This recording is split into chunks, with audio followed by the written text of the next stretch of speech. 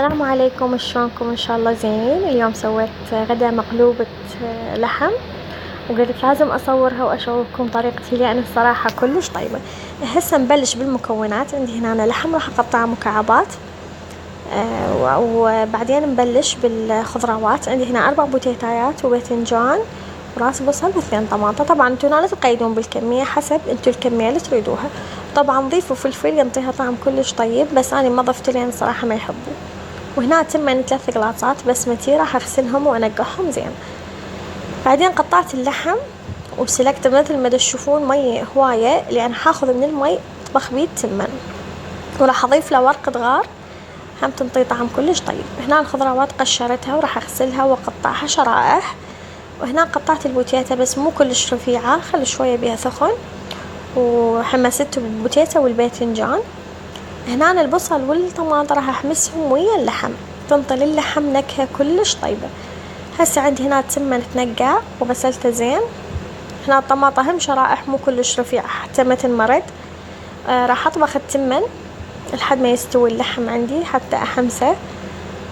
هنا التمن العفو، راح اضيف له كركم ملعقة اكل، واضيف له 3 حبات هيل و3 حبات قرنفل، واطبخ بمي اللحم. واذا احتاج بعد مي، هنا شوفوا ضفت له مي اللحم سلقت بيه، عادي ضيفوا له مي اذا ما كفاكم. هنا انحمس اللحم واحترقت الجدر، راح اضيف له حلقات البصل. شوفوا شلون اطبخوا الجدر محترق. بعدين راح اضيف الطماطة ما احركهم، مجرد اخليها فوق اللحم تذبل حتى تظل محافظة على شكلها. ورا من حمسة ضفت لهم ملح. راح اضيف البوتيتا والباذنجان حتى يتنكهون، تصير يعني مغلفين كأنما بصلصة كلش طيبة.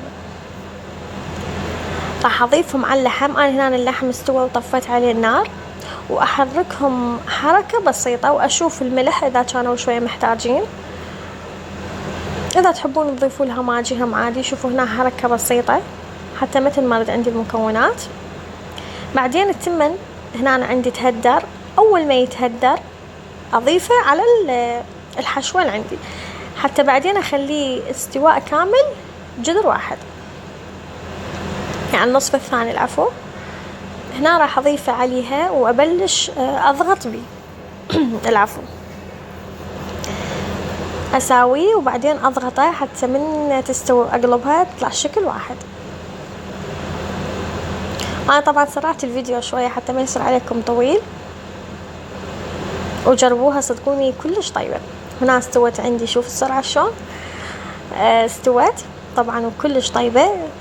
انا تقريبا خليتها تتهدر نص ساعة، والف عافية. وهذاك الطرشي مالتي اللي عندي فيديو إله، جربوه كلش طيب. واكيد اللبن والتمر، ما انه هسه موسم التمر. والف عافية علينا وعليكم.